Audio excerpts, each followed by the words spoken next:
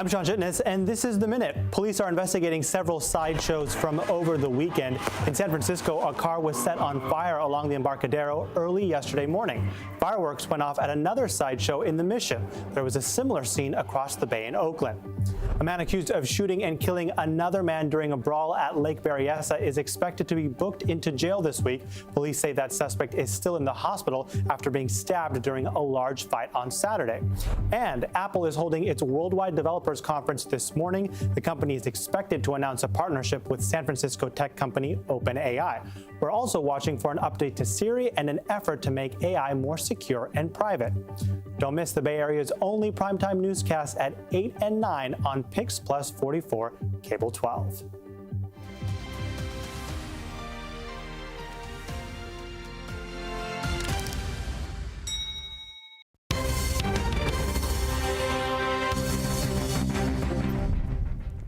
The daytime highs today all throughout the Bay Area are sitting nice and warm, especially throughout our inland areas with 80s near the Santa Clara Valley, 90s off into the East Bay. The only spot that's not warm, it's along our coastline, sitting in the 60s this afternoon near Half Moon Bay and up into San Francisco. We have some 80s up into the North Bay, and I want to dive into what's happening right around the corner because our weather story this week is very interesting. Today, we're going to notice some gustier conditions into this afternoon as we head into those daytime highs to about 20 to 30 mile per hour winds along the coast, breezy up into the Napa area and all the way over into Fairfield close to around dinner time. But the big weather story starts tomorrow. I'm going to pick on San Jose real fast, one of our inland spots where we're going to notice a decent warm up. As early as tomorrow afternoon, we're going to hit the 90s and then we're right back down into the 80s heading into Wednesday and Thursday. So that little bit of a heat wave that sweeps its way throughout the Bay Area, it's not only noticeable in San Jose, we're going to notice all throughout our inland areas from the North Bay off into the East Bay with some potential upper 90s and triple digits off closer to Concord and Antioch. 80s all the way up into the North Bay. Just for our Tuesday forecast, though, take a look at this. Once we head into the next 7 days, we start to see a big drop with those daytime highs. 90s turning into 80s, 80s turning into 70s for our inland areas. But notice we still have a lot of sunshine in store for us this week. So I know a lot of kids are getting off of school this week. We're going to see beautiful weather lasting into this weekend with a little bit warmer conditions back to the upper 80s by Saturday and Sunday. But we see June gloom kind of holding on tight to the bay a lot more so than our inland areas. For example, today and tomorrow, we also get that warm up along the bay. Up into the upper 70s we go, and then we average out into the 60s by Thursday with cloudy skies still sticking around. Just in time for the weekend, we see sunnier conditions, which is perfect opportunities to get out there and get some fresh air. A battle over some of the bills you pay is getting hashed out at the state capitol. In less than a month, businesses will no longer be able to add hidden charges on purchases, commonly called junk fees. The goal of the legislation is meant to make sure customers are not exposed to deceptive business practices that add unfair costs. That includes credit card fees, airline fees, even those service charges you see at dinner. But that legislation could face changes after seeing some pushback. Our Jose Martinez talked to a restaurant owner in San Francisco's Mission District.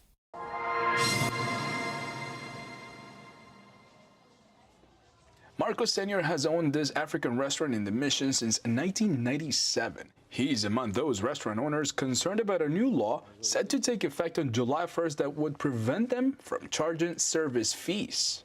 It's all about being clarity.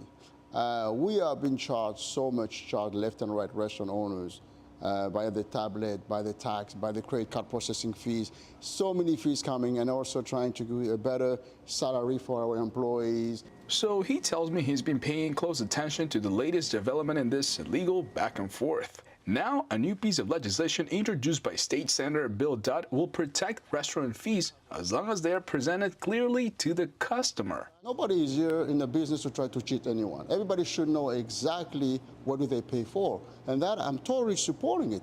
I'd love that to be very clear. If we could do it, every customer would feel good, and we will feel good. This means restaurants would continue to operate as they currently do by disclosing any extra fees on menus, websites, or reservations notices. It's all part of an effort to clarify State Bill 478, known as the junk fee ban, which bans undisclosed fees from rental car dealers and ticket sellers for concerts and other events. But the inclusion of restaurants has created confusion. In a statement, the California Restaurant Association said they are supporting this new bill, saying the bill addresses questions that have been raised since the passage of SB 478 and will ensure it is implemented in a manner that does not unnecessarily disrupt restaurant operations throughout the state. Senator Dodd, who co-authored SB 478, emphasized that the new legislation is meant to ensure transparency and fairness in the industry. For example, if a restaurant adds a 20% gratuity for large groups, that 20% must be clearly stated up front on the menu. It cannot be a surprise that only shows up when the bill arrives. So I will add, for example, tips in there. I will add, maybe in the tips bracket eventually, I could add also the fact that the distribution, when I do a delivery, for example. But on this one, there's no delivery, so I don't want to put it here. Lawmakers are rushing to pass the emergency restaurant legislation before July 1st. We're working so much, and our customers who have been supporting us for so many years, they totally understand that. And some of them actually are even offering us to give more to help for us to pay because they understand why we're doing this job. And Marco tells me he's hopeful that this bill will get approved to avoid having to raise prices on the menu. As you heard there, the new bill or the new law is scheduled to take effect on July 1st. The final horse has crossed the finish line at Golden Gate Fields after more than 80 years of horse racing. The historic track shut down for good. Golden Gate Fields has recently come under fire by animal rights activists because of the track's history of horse deaths over the years. The California Horse Racing Board says 18 horses have died at the facility since the racetrack owners announced the closure last year. We heard from workers who expressed concern at the sudden closure. The logistics of it all is just a little scary. It's just such a sudden 6 months is a pretty quick notice that your life is going to change completely. I feel terrible for all the people, the workers on the backside. Where are they going to go? The company behind the track announced it would be closing down last July. The group says they will be focusing their efforts on racing in Southern California now. Ardal Lin explains what could come next.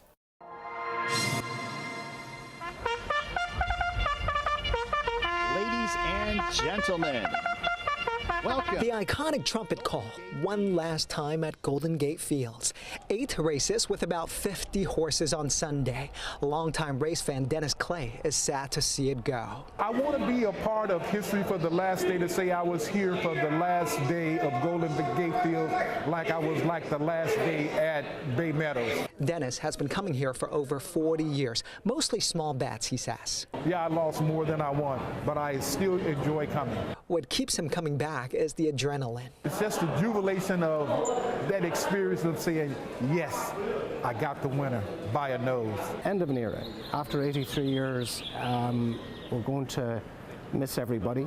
The general manager of Golden Gate Fields says horse racing is a declining sport and business. Online betting means fewer people at the track, and most of the loyal customers are older people. There are days when we've had thousands here. Dollar days we used to run were very, very, very popular.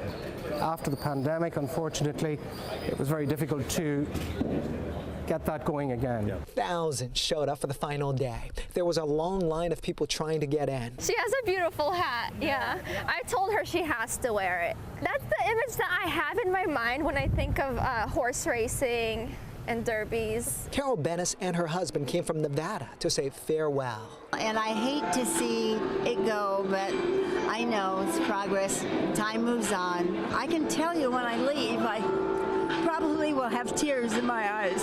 Her parents brought her here often when she was a little girl. She says a lot of great memories. I just love this track. But some are celebrating the closure, saying no more horse deaths at the track.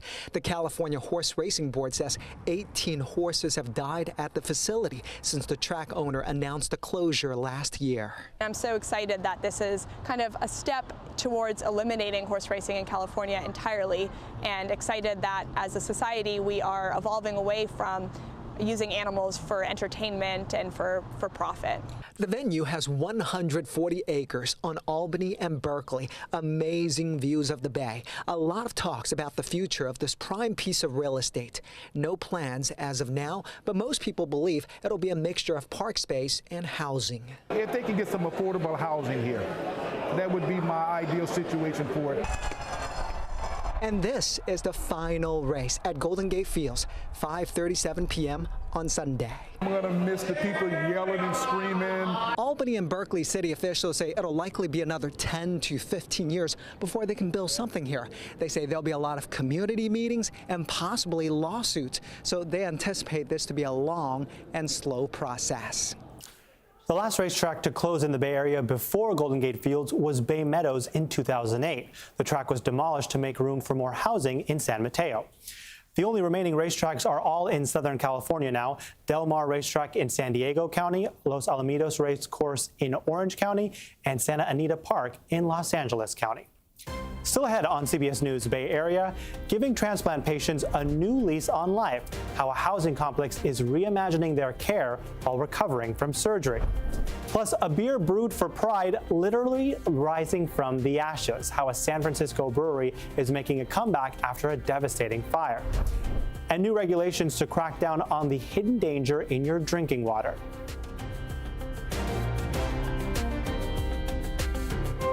Many of the fans can't shake the feeling of sadness. It was like a death in the family. It's sad that I won't be able to bring my kid to the Coliseum. And it really breaks my heart.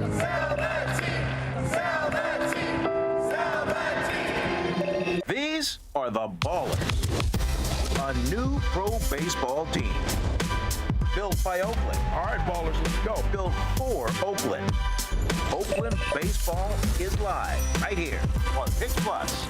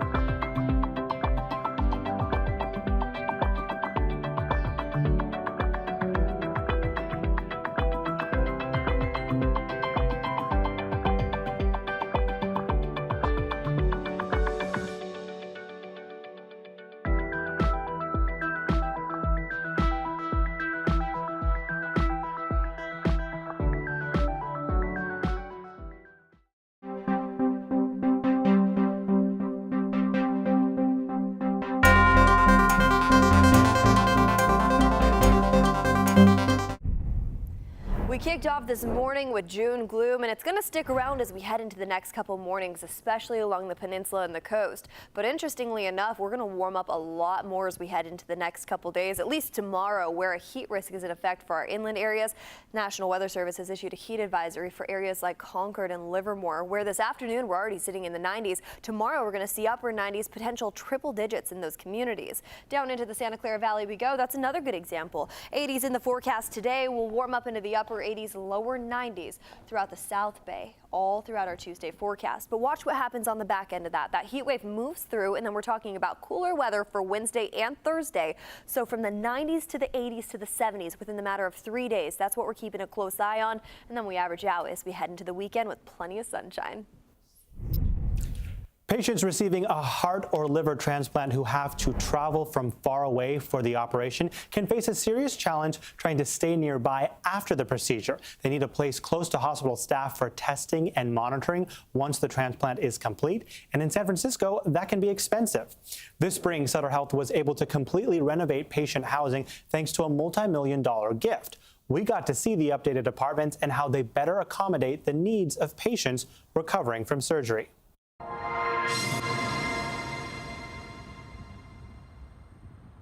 Ethan Miguel is feeling good less than a month after he received a liver transplant.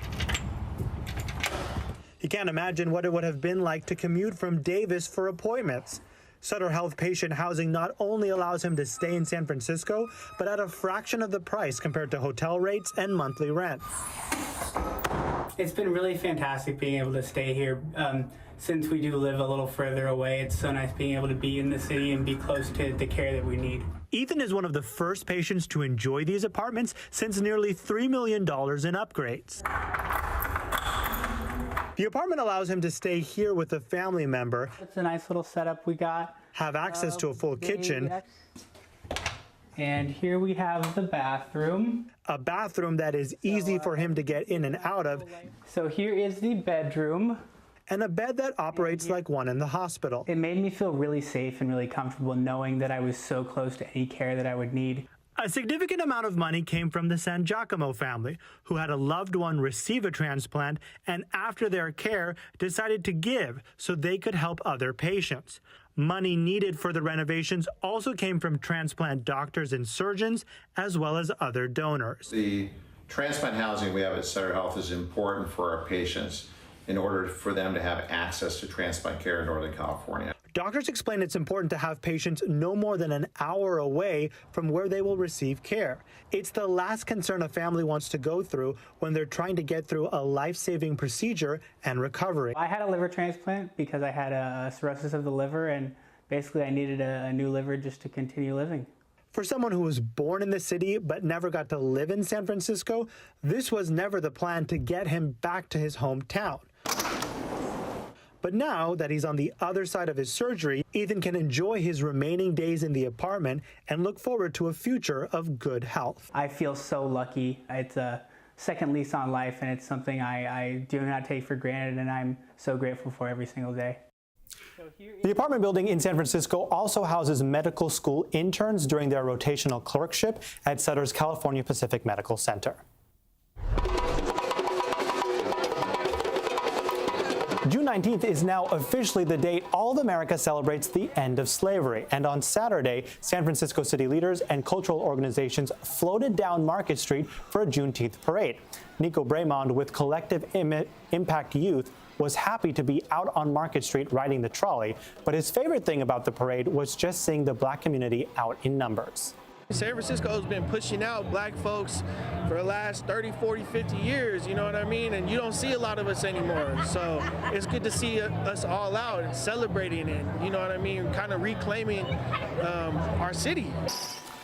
Juneteenth has been celebrated for a long time, but it wasn't federally recognized until 2021, following the Black Lives Matter movement of 2020.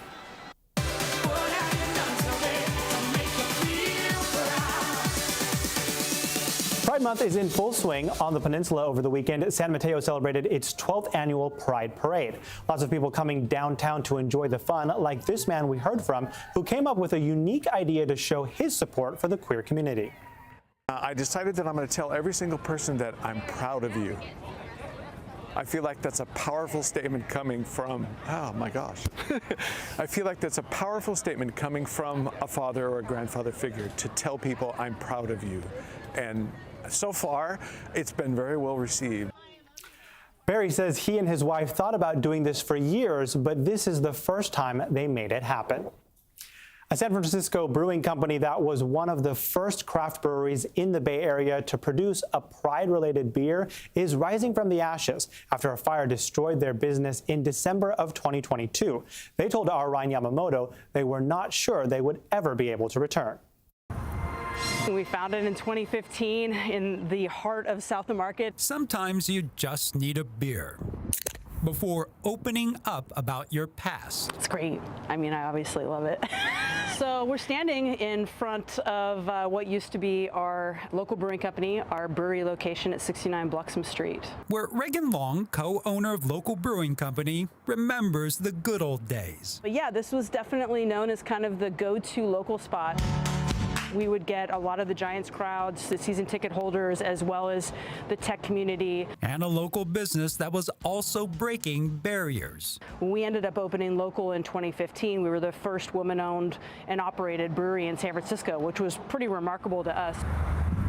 A sense of pride for Reagan Long, whose business model focused on more than just good beer, but also allowing others to walk into a space of inclusion and acceptance. So cheers. Cheers. Including 7 years ago when local brewing company decided to put their culture on full display. 2017 was our first Pride beer. I think we were one of the first breweries in the Bay Area to brew a Pride beer. The first one was called Gay Beach, which if you know terminology in the neighborhood of the Castro, Dolores Park is known as Gay Beach, quote unquote. And we've done one every year with the exception of last year due to the fire. Tonight, San Francisco firefighters were busy this morning. First, a commercial building fire. On December 2nd, 2022, a fire started upstairs in their historic building south of Market, destroying the brewery on the first floor. So this is my brewery, right? Literally within days of the fire. You can even see the water coming through, dripping down from the roof above. It was hard. Dave McLean, a friend and mentor who operates Admiral Maltings in Alameda, he says for the beer community, the news of that fire was devastating. Because of the pandemic, we all got a little used to hearing, news after news of closures. When something like that happens, that's just outside of the usual reasons for why. It just feels like, come on, can't the universe give her a break? Today, the journey to rebuild the brand. It's definitely longer than my commute down to South of Market. Means a drive to the East Bay, where twice a week she travels to Richmond, contracting with East Brothers Brewing to make her beer. East Brothers is an amazing lifeline for local, and we were able to get up and running in this location, brewing our beer within 8 months of the fire. Including a beer she takes great pride in producing. Cheers. Cheers. Yeah. So what are we drinking right now? So this is the Tropical Blonde, and this will be Gay Crush, our Pride beer for 2024. It's very light. It's tasty. Yeah. We try to really make it so it's lighter bodied, easy drinking, so that it's really crushable in Dolores Park during the Pride events. Where sometimes you just need a beer before talking about what's next. See how far it can go from here, and hopefully, it'll make sense for us to get a brick and mortar going again, and get to see the place filled with our customers again.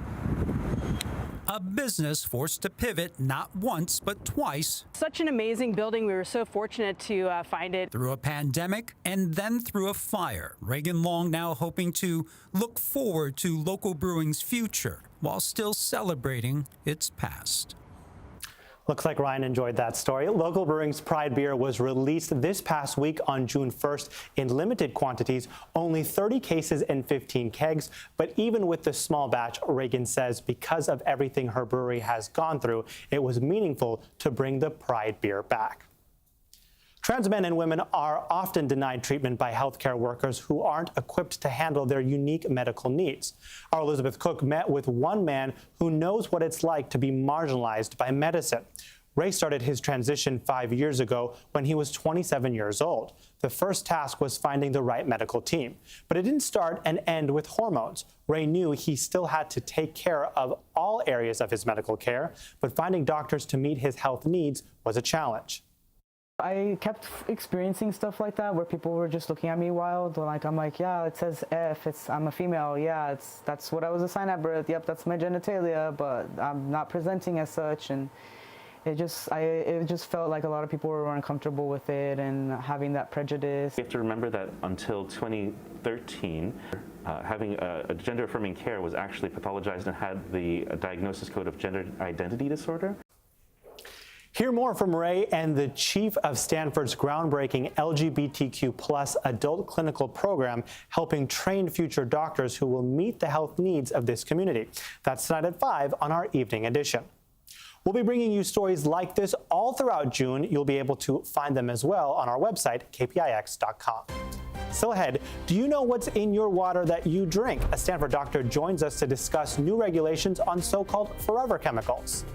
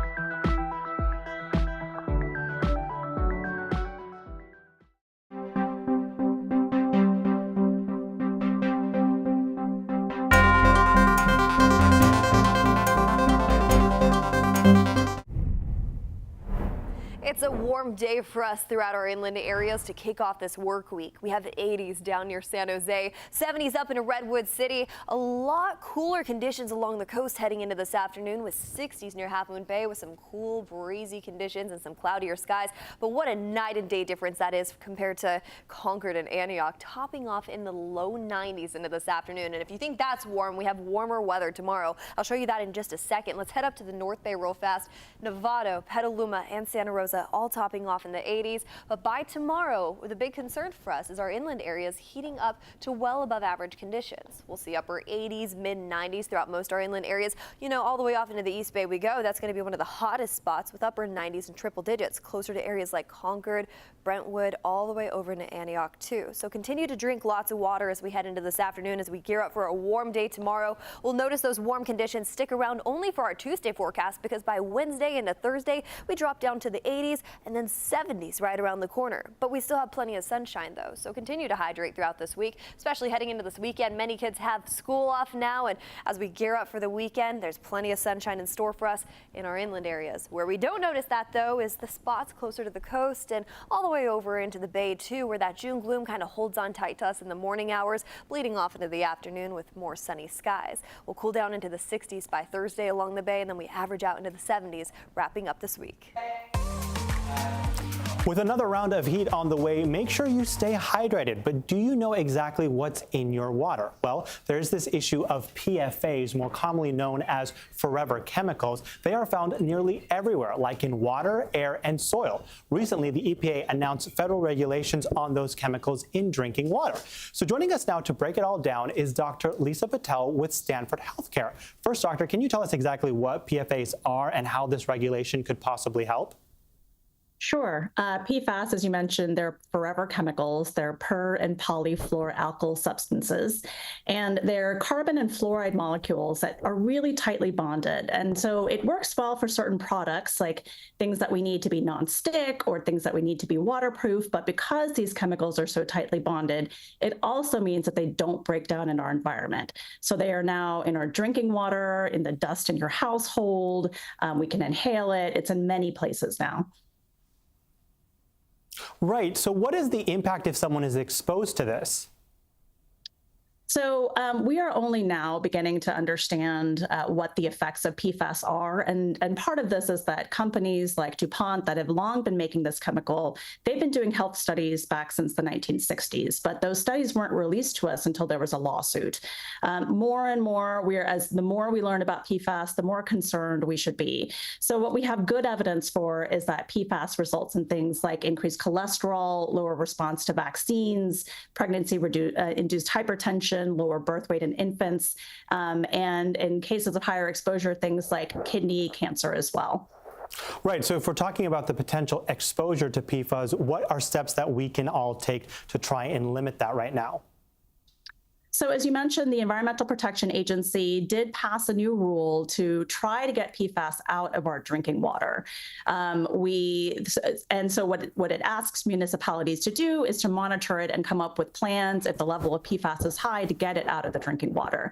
This is only 20% of our exposure, however. Like I said, PFAS is found in so many different products. So anything that is stain resistant, and this is often your carpet, your couches, upholstery, if you have Teflon, non-stick pans, it's found there as well. So you can be exposed to it in a lot of different places. So checking the labels of things to make sure that it doesn't have PFAS, for example, is one way to limit our exposure. You can buy point-of-use filtration devices. Now you need to make sure that they're actually filtering out PFAS because most of the filters up till now aren't actually fitted to get rid of PFAS itself. Okay, Dr. Lisa Patel, thank you so much for that advice. We really appreciate it. That's Dr. Patel with Stanford Healthcare for joining us this afternoon. For having me. Thanks. Coming up in our next half hour on CBS News Bay Area, it could be another sign of a busy fire season ahead. We're right at the beginning of the fire season. Just this incident alone, it could have extended to hundreds of acres. The fire that threatened homes in the East Bay yesterday and what you should do to protect your home during fire season. And a teenager from the peninsula recognized at the U.S. Capitol for her activism to stop gun violence, the art she hopes will make lawmakers stop and think.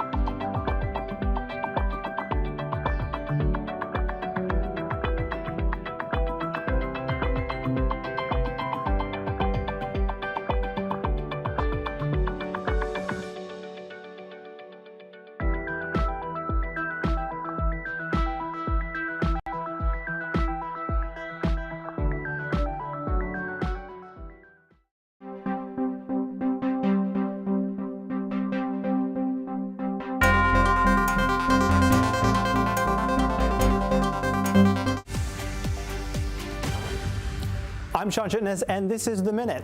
Fire officials say 2 people were injured when a home caught fire in Pittsburgh today. It broke out just after 8 this morning along Crestview Drive. Con Fire says the 2 patients were hospitalized in stable condition. The cause of the fire is under investigation. San Mateo County has a new tactic to fight residential burglaries. County leaders met today in Redwood City to announce a new reward program for providing information for ongoing criminal investigations. It'll be funded by a sales tax in the county. And San Francisco Mayor London Breed and Los Angeles Mayor Karen Bass are meeting today for a discussion on leadership and their visions for the future of their cities. It's happening at Manny's in San Francisco. Combined, they represent about 12% of all Californians.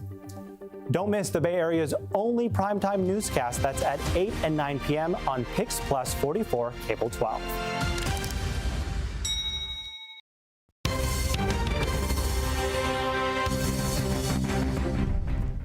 Daytime highs today all throughout the Bay Area are sitting nice and warm, especially throughout our inland areas with 80s near the Santa Clara Valley, 90s off into the East Bay. The only spot that's not warm, it's along our coastline, sitting in the 60s this afternoon near Half Moon Bay and up into San Francisco. We have some 80s up into the North Bay, and I want to dive into what's happening right around the corner because our weather story this week is very interesting. Today, we're going to notice some gustier conditions into this afternoon as we head into those daytime highs to about 20 to 30 mile per hour winds along the coast, breezy up into the Napa area and all the way over into Fairfield close to around dinner time. But the big weather story starts tomorrow. I'm going to pick on San Jose real fast, one of our inland spots where we're going to notice a decent warm up. As early as tomorrow afternoon, we're going to hit the 90s and then we're right back down into the 80s heading into Wednesday and Thursday. So that little bit of a heat wave that sweeps its way throughout the Bay Area, it's not only noticeable in San Jose, we're going to notice all throughout our inland areas from the North Bay off into the East Bay with some potential upper 90s and triple digits off closer to Concord and Antioch. 80s all the way up into the North Bay. Just for our Tuesday forecast, though, take a look at this. Once we head into the next 7 days, we start to see a big drop with those daytime highs. 90s turning into 80s, 80s turning into 70s for our inland areas. But notice we still have a lot of sunshine in store for us this week. So I know a lot of kids are getting off of school this week. We're going to see beautiful weather lasting into this weekend with a little bit warmer conditions back to the upper 80s by Saturday and Sunday. But we see June gloom kind of holding on tight to the Bay a lot more so than our inland areas. For example, today and tomorrow, we also get that warm up along the Bay. Up into the upper 70s we go, and then we average out into the 60s by Thursday with cloudy skies still sticking around. Just in time for the weekend, we see sunnier conditions, which is perfect opportunities to get out there and get some fresh air. Firefighters have a good handle on a brush fire that threatened several homes in Pittsburgh yesterday. It started near John Henry Johnson Parkway. High winds pushed the fire through dry grass. Our Kevin Coe reports from the Stoneman Park neighborhood. I'm walking out, I kind of smell like burning wood or grass or whatever, dry grass. And I walk further out and I see like a hell of smoke out there. And I just instantly, grab my phone to record it. This is the video Juan took of a fire that came dangerously close to his neighborhood. It started just a few blocks away near the Stoneman Trailhead in Pittsburgh. There is a trail back there. Fortunately, there weren't any folks on the trail when we arrived. More than 25 crews rushed to the scene to keep it from spreading too quickly, with some help from air. It's still unclear how the flames broke out, but firefighters believe they know where it started. There was a shed-like structure at the top of the hill that was on fire, and then the surrounding grass, which extended to about 50 acres, that was on fire. Dry grass and strong winds caused worries for firefighters who canvassed neighboring homes due to flying embers. We're right at the beginning of the fire season. Just this incident alone, it could have extended to hundreds of acres. Thankfully, there were no reports of injuries or homes damaged, but neighbors like Juan were ready for the worst. Honestly, I just thought we were going to evacuate because it's pretty dry over there. Anything's unexpected, but it happens, so we're not in control of the environment. This comes less than a week after an affordable housing project went up in flames in Redwood City. Workers say they tried to put it out with extinguishers, but it spread too quickly because of the wind. Firefighters say they found debris from the fire about 4 miles away in Palo Alto. A kite surfer was rescued along the Santa Cruz County coast after spelling help using rocks. This happened at a beach south of Davenport Landing yesterday. A private helicopter spotted the cry for help. CAL FIRE says they worked with Santa Cruz County Fire and State Parks to send a helicopter to rescue him. The surfer did not need any medical attention, only a way off the beach. She may not be old enough to vote yet, but today we're introducing you to a teenager from Burlingame who is taking on one of the nation's most contentious issues through art. Lauren Cheng's work will soon be on display at the U.S. Capitol, and she hopes her art will make lawmakers stop and think about ways to reduce gun violence. The CDC says on average, 133 Americans die from gunshots each day. Gun violence activists gathered last weekend for the annual Wear Orange Day. They put on bright orange shirts and walked together across the Golden Gate Bridge. As they seek change, Lauren hopes her work will also help lead to change. Max Serro has her story. Choosing the perfect typeface for a design. The typeface has a very interesting J. Takes time and there's that little indentation. A discerning eye. Every single detail matters. Especially when bringing a vision with a deeper meaning to life. A vision that Lauren Cheng, who just graduated from Burlingame High School, hopes will make people think and ultimately will lead to change. And I don't think that my generation or the future generations should have to feel this fear. So this is my poster advocating against gun violence. On it, 646 red dots, the number 646. Each dot represents a mass shooting that happened in the year 2022. And the words, please no more dots. When I was in first grade, Sandy Hook happened, and those victims were first graders. Lauren hasn't lived through gun violence herself, but she's an empath. And growing up with active shooter drills has only increased her desire to see change. When you're doing drills, you start to visualize it more in your head. And her art may just have the opportunity to inspire change. Lauren won an annual congressional art competition, and her piece 646 will be on display at the U.S. Capitol for a year. I hope it reaches people who need to hear it most, and then from there, the conversations can be held. U.S. Representative Kevin Mullen says he is proud to showcase Lauren's work. It is the ultimate conversation starter, I think, when people see that incredible piece by Lauren. I knew immediately that it's something that I wanted to share with my colleagues and the thousands of people from across this country and across the world, really. Her piece doesn't demand a specific solution, and that's intentional. She does, however, hope it will make people stop and think, even if only for a moment, about the reality that gun violence does happen in communities from coast to coast. If people were to say that, Burlingame's super safe, this is not going to happen, you never know if it's going to happen. And also, that's kind of part of the issue as to why we're not achieving change in our country, is because if you think it's just going to happen to other people and not yourself, then people are less likely to want to help create a collective change. A call to action in the form of a creative concept from an empathetic heart and mind. Lauren was also recently recognized as a 2024 U.S. Presidential Scholar. She's headed to UC San Diego in the fall, where she plans to study design and cognitive science. While gun violence may worry many students and parents, a new Harvard youth poll shows it's not the top concern among younger Americans. The survey involved 18 to 29-year-olds and identified 16 current issues that concern Gen Zers. Those top issues are inflation, healthcare, housing, gun violence, and jobs. Lower on the list, climate change, taxes, free speech, the war in the Middle East, and student debt. Up next, it was once a symbol of brutal oppression, but now it's meant to show the pride of the LGBTQ+ community. And this year, there's a newfound significance of the pink triangle.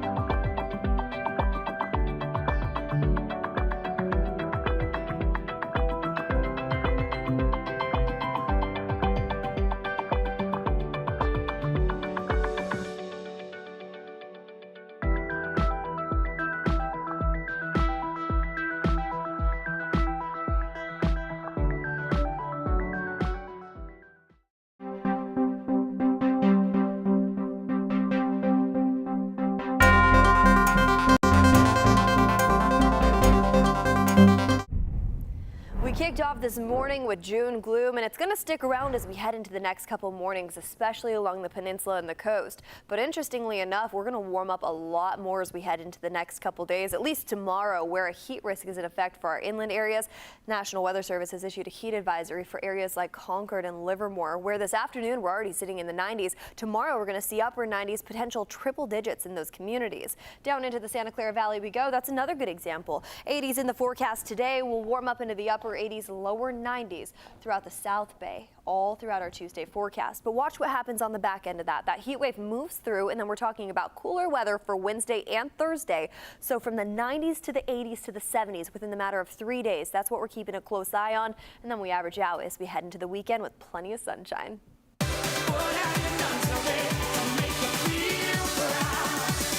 In San Francisco, if you look toward Twin Peaks, you'll see the pink triangle. Volunteers installed it over the weekend. The symbol of pride has been a staple in the city every Pride season for the past 3 decades. But organizers tell our Amanda Harry it's taking on renewed meaning this year.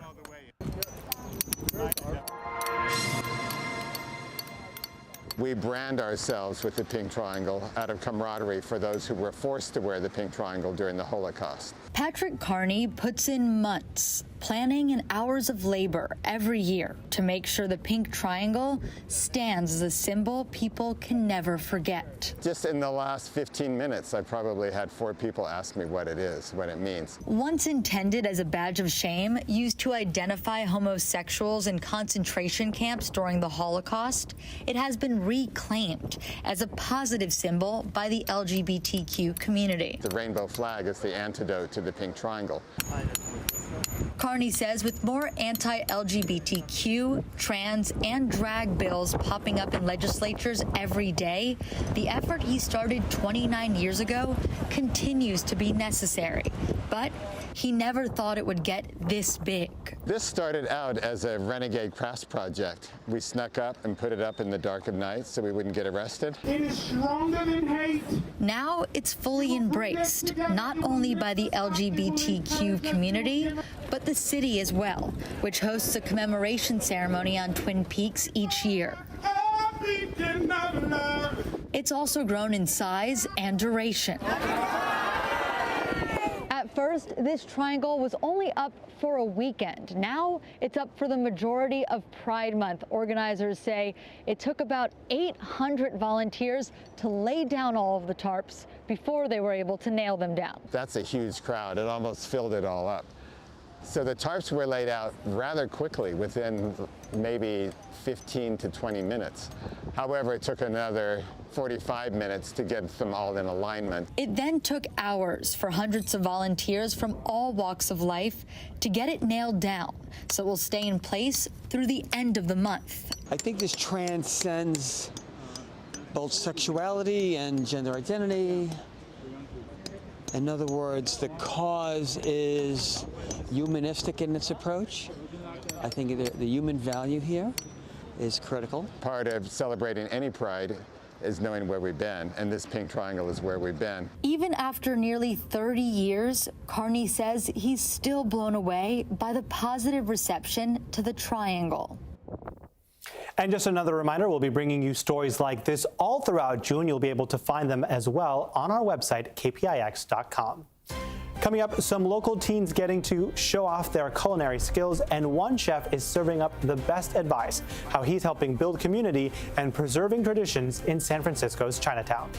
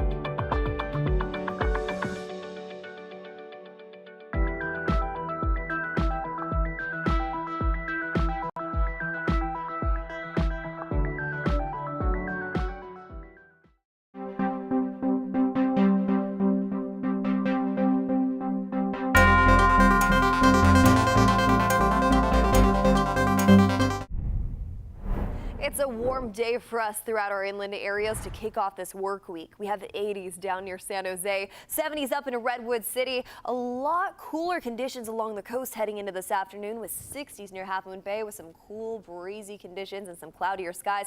But what a night and day difference that is compared to Concord and Antioch, topping off in the low 90s into this afternoon. And if you think that's warm, we have warmer weather tomorrow. I'll show you that in just a second. Let's head up to the North Bay real fast.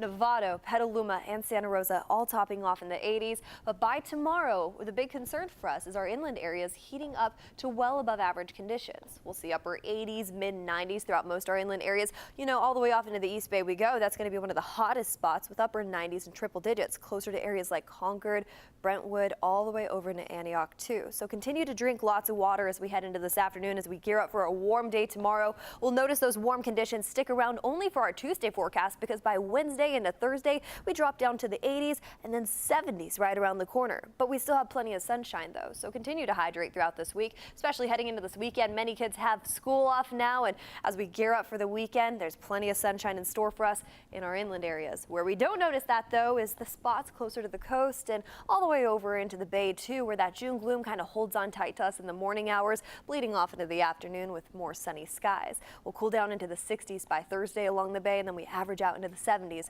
wrapping up this week. The YMCA in San Francisco's Chinatown hosted a community feast where teens from the Culinary Academy showed off their skills to friends and family.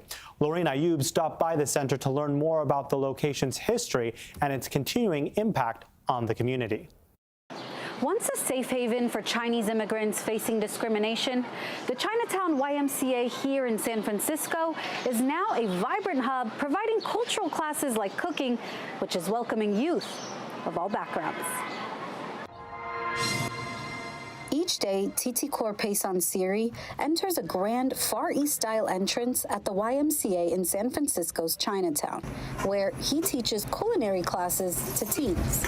Once a mentee, now a mentor, he gives back by serving kids in the community. Teens can kind of come here and not worry so much about like money or like kind of what high school you go to. They all come from anywhere in the city to this one spot, which is Chinatown YMCA, and they have a great time. And that's the kind of safe haven Reverend Chan hoped for back in 1911 when the Chinatown YMCA was established. From services for new immigrants to access to quality recreational experiences, this cultural hub has been serving members of all backgrounds for over a century. But T says teaching teens about specialty Asian dishes as a homage to the neighborhood they're planted in means so much to him because of some of the cultural misunderstandings he dealt with as a teen of Thai ancestry. He recalls some of those dishes his mom packed for him at school. It's like fried beef jerky, almost like a very Thai style, and they become like little brown pieces of beef jerky because they're dried, essentially. And I just remember like I dropped it one time on the floor, and another kid was saying it looks like turd or like poop. So I remember that day I was super sad or like disappointed, but looking about it now, it's like I'm more sad that I dropped the food, you know, rather than him saying anything, because the food tastes great. My mom makes amazing food, so I'll never feel ashamed about that anymore. Now, nothing could crack his confidence, and it's the kind of empowerment he loves to provide to his students at the Y. From understanding kitchen etiquette to learning new recipes, students like Margaret say all the new knowledge is inspiring. The thing I enjoy the most about this program is just like the trial and error, but then in the end, seeing that how we manage to like just top all those like failures and like come out with like something successful is really like happy. And learning to properly sear duck is not the only perk of the culinary program. According to T, the experience allows teens to expand their community and learn more about their own interests. I want them to know that like the Y and me and all other adults will do our best to push them to pursue whatever they love, you know, whether it be cooking or like things they can take from cooking, like being organized and clean and being ready. I want them to take all those things and just push it into what they love doing, you know, and finding what they want to do. A discovery of their passions with mentorship right by their side. To learn more about similar programs at the Chinatown YMCA, you can visit their website, ymcasf.org, and search for Chinatown Teen Programs. Thanks for streaming CBS News Bay Area. I'm Sean Chitness. We'll be right back with your first alert and a look at your top stories.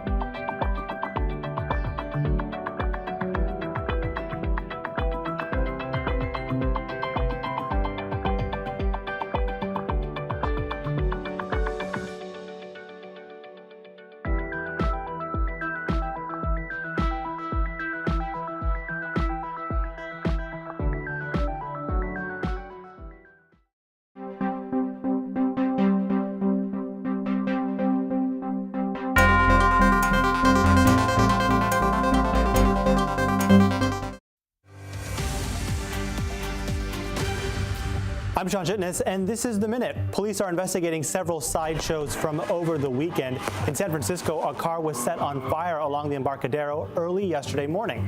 Fireworks went off at another sideshow in the Mission. There was a similar scene across the bay in Oakland.